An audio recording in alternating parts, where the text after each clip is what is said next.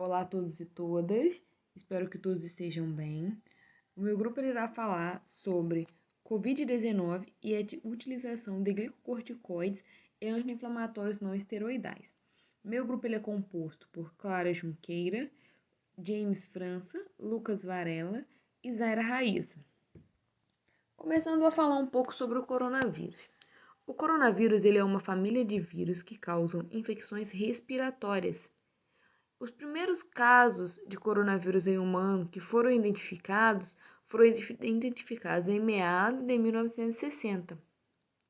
Porém, o novo agente do coronavírus, nCoV 2019, foi descoberto em 31 de 12 de 2019 após casos registrados na China. Quem está mais suscetível a ele e aos sintomas mais graves? Pessoas idosas e pessoas com condições médicas pré-existentes, como pressão alta, doenças cardíacas, doenças pulmonares, câncer ou diabetes, estão sim entre o grupo de pessoas com mais chance de desenvolver o caso severo da Covid-19. Sendo que, em um relatório divulgado no último dia 9, mostra que entre as semanas epidemiológicas 1, que varia de 3 a 9 de janeiro de 2021, e 12, de 21 a 27 de março, o crescimento das taxas de hospitalizações por Covid-19 em indivíduos nas faixas 30 a 59 anos superou o aumento global, que de 701,58, que foram consideradas todas as idades, passando a 1000%.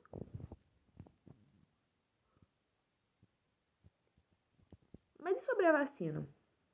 As vacinas hoje, adotadas pelo SUS, cumpriram todas as fases, seguiram critérios científicos rígidos e seu uso emergencial foi autorizado pela Agência Nacional da Vigilância Sanitária, a Anvisa. Indivíduos que são vacinados têm um menor risco de complicação, mas ainda é possível que eles se infectem. E vamos falar um pouco sobre os glicocorticoides. Os glicocorticoides, eles são hormônios esteroides que sintetizados no córtex da glândula adrenal, que afetam o metabolismo dos corticoides e reduzem a resposta inflamatória, segundo Goldman. E as principais indicações dos glicocorticoides são indicados para transplante de órgãos, reações alérgicas, anemia hemolítica, lúpus eritematoso, edema cerebral, síndrome da angústia respiratória do lactente. E quais são os principais glicocorticoides encontrados hoje no mercado?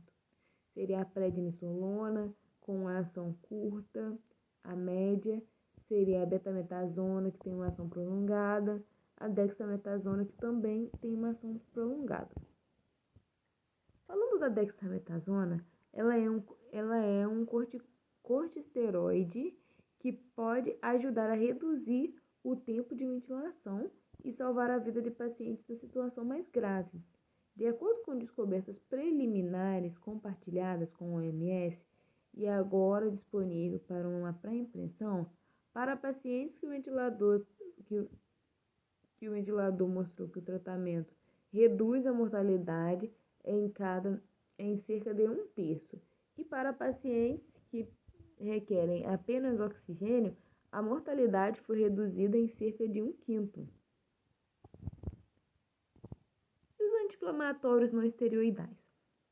São eles medicamentos que atuam inibindo a produção enzimática de prostaglandinas pela competição com ácido araquidônico, pela ligação ao sítio da enzima COX. Tem efeitos anti-inflamatórios, analgésicos, antipiréticos, com a maioria por via de administração oral. com algumas exceções de via retal e intravenosa. E os anti-inflamatórios não esteroidais. Os anti-inflamatórios não esteroidais, eles são classificados em dois grupos: os não seletivos, ACOX, e os seletivos, ACOX-2. Exemplo de não seletivos: ibuprofeno, diclofenaco, AS, naproxeno, entre outros. Ambos inibem a ciclooxigenase 1 e 2. Exemplo de seletivos da COX-2: Celecoxib, Rofecoxib, Valdecoxib e etc. Estes são aqueles que só inibem a ciclooxigenase 2. E vamos falar um pouco agora sobre a corticoterapia para o Covid.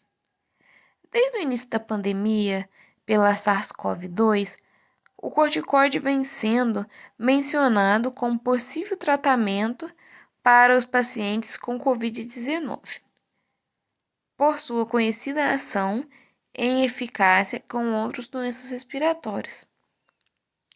Sabe-se que o processo da infecção do coronavírus desencadeia em alguns pacientes uma enorme inflamação, a tempestade inflamatória que gera uma doença externa nos pulmões,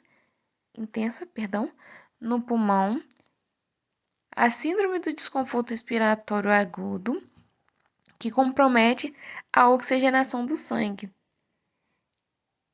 Em um estudo internacional, o RECOVERY, foi comprovado que o uso de algum tipo de corticoide, a dexametasona, foi positivo em pacientes internados no quadro grave de Covid-19. Mas e os efeitos colaterais? Com base em diversos estudos, comprovaram a eficácia do corticoide, a OMS, em 2020, passou a incluir a corticoide terapia em seu protocolo de tratamento para pacientes graves com Covid-19.